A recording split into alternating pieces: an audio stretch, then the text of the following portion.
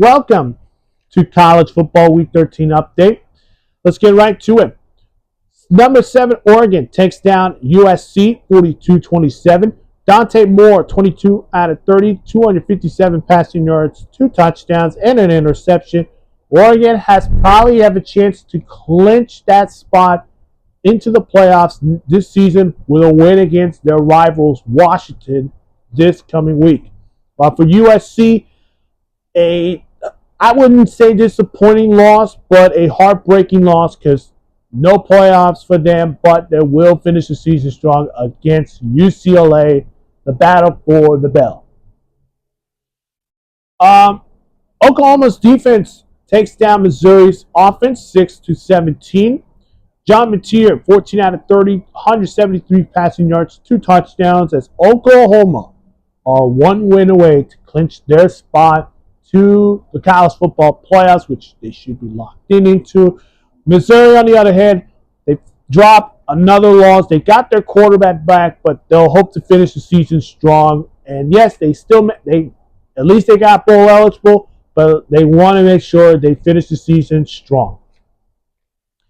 Number 11, BYU gets a huge win against Cincinnati on the road, 26-14 over the Bearcats. L.J. Martin, 32 carries, 222 rushing yards, 2 touchdowns. BYU are 1 win away to clinch their spot to the Big 12 title game. And again, they did have that head-to-head win against Utah. So therefore, BYU could be on their verge to go to play Texas Tech in a rematch in Arlington, which will probably be another great game, by the way. Meanwhile, for Cincinnati, their season's over. Well, not over, but they'll hope to finish the season strong in the bowl eligible, which will come in January. Utah comes back and wins 47-51 over the Kansas State Wildcats. John Henry Delay, 4 total tackles, 3 solo tackles, 2 sacks, 3.5 tackles for loss. As Utah, they just need BYU to lose this upcoming week, and if that doesn't happen, Utah will not go to the Big 12 title game. But for Kansas State, yeah, they blew a big lead. They blew up a lead, and yeah, that's heartbreaking. That's just something.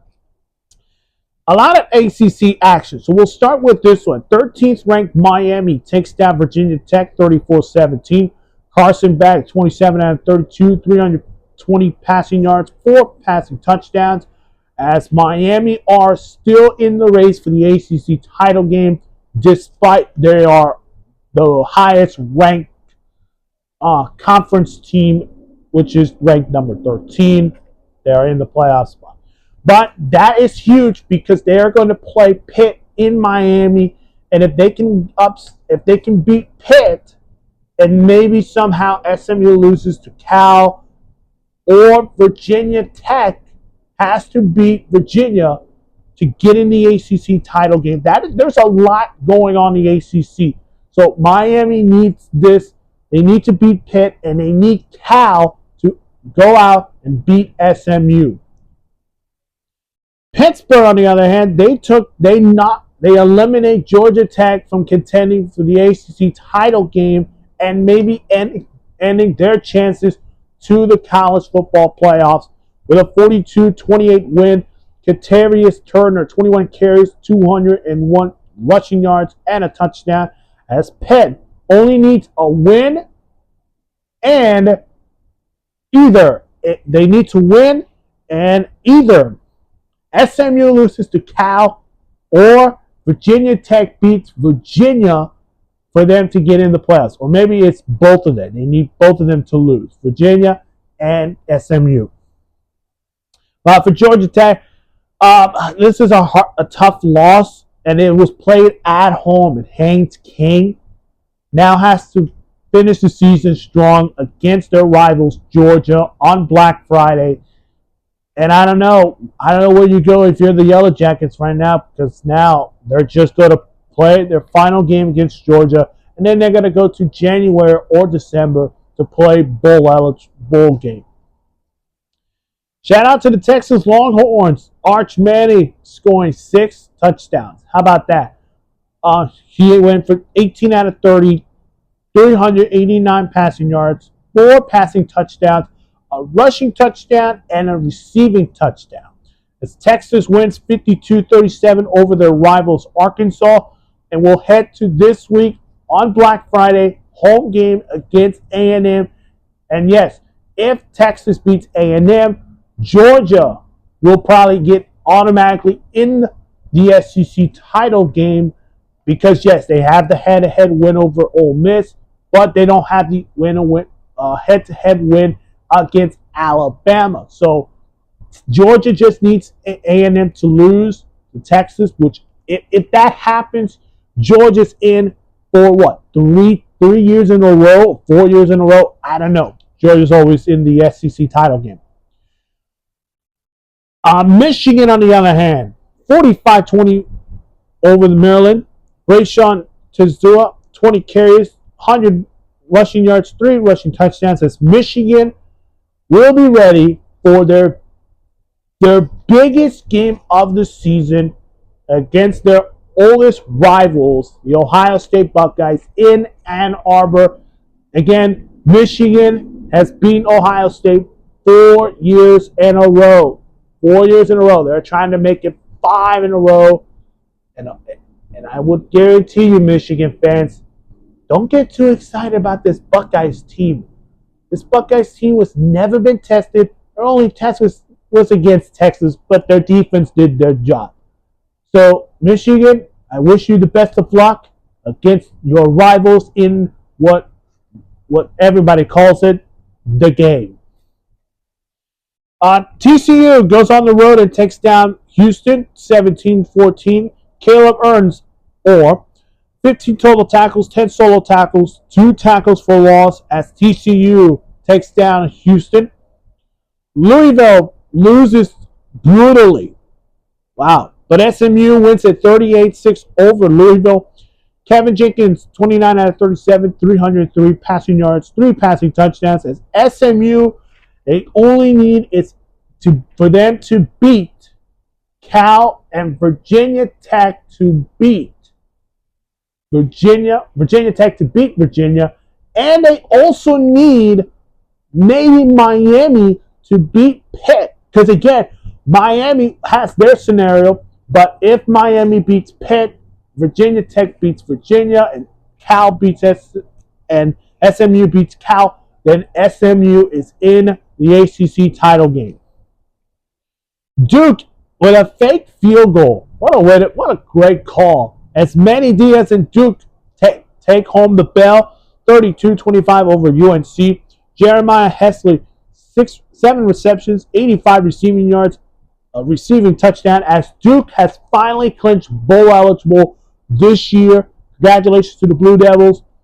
Not so happy for Chapel Hill because, yes, UNC will probably finish the season 5 wins or stay at 4 wins, as the Tar Heels will not be playing bowl eligible this year under first-year head coach Bill Belichick, which is kind of a tough year for Bill Belichick. Now, after their game against NC State, the question will be, will Bill Belichick return in UNC? If he does, there is going to be a lot of changes in that Tar Heels program. But if he does leave, then UNC would be an interesting job because, again, the ACC next year is going to be a lot wide open because, yeah, Haynes King is not going to be in Georgia Tech next year. Clemson, some issues going on. Florida State, their issues are going even there. So there is that ACC next year is going to be wide open. So if UNC hears that Bill Belichick decides to stay or leave, this program is either in reset or they're going to start searching for a new head coach. Penn State takes down Nebraska 37-10. Katravius Allen, 25 carries, 160 rushing yards, 2 rushing touchdowns as the Penn State Nittany Lions are 1 win away to clinch bowl eligible. Here are the other games that happened in Week 13. Ohio State dominated Rutgers 42-9, and as they head to Michigan to take on their rivals, the Wolverines. We want to hear a result this one. 72-7. Let me get a pause for this second. But Notre Dame, 70-7 over Syracuse? Wow. Okay, get into the playoffs. So Syracuse fans, yeah, start chanting fire on Frank Brown if he's going to stay as your head coach. If not, he probably still will be there for his third year. Vanderbilt keeps their college football playoff hopes alive. They beat Kentucky 45-17. Their rivals Tennessee, on the other hand, took down Florida in a 20-point win, 31-11. Wisconsin upsets Illinois 27-10. Tulane as the 24th ranked team, of course, part of the college football playoff, which they are one of the top group of 5 teams that if they win the American Athletic Conference, they would be locked in as that 12th team in the college football playoffs. They take down Temple 37-13. Northwestern finally gets bowl eligible, 38-37 over Minnesota. Arizona State takes down Colorado 42-17. Iowa State takes down Kansas 38-14. JMU survives against Washington State 24-20. Arizona takes down Baylor 41-17. And Stanford upsets Cal 31-10. And not only that, Cal's head coach, Justin Wilcox with the COX, has been fired from his job. And that is a brutal one because, yes, Cal was the favorites against Stanford, a team that only beat Florida State because, yes, they have never beat anybody in the conference. Either their head coach deserves to get fired or that they had to pull the trigger. They had to. That's it for my college football Week 13 update. If you have not seen my other videos, go check them out on my channel. Of course, make sure to hit the like button, subscribe to the channel, hit that notification bell for more sports news.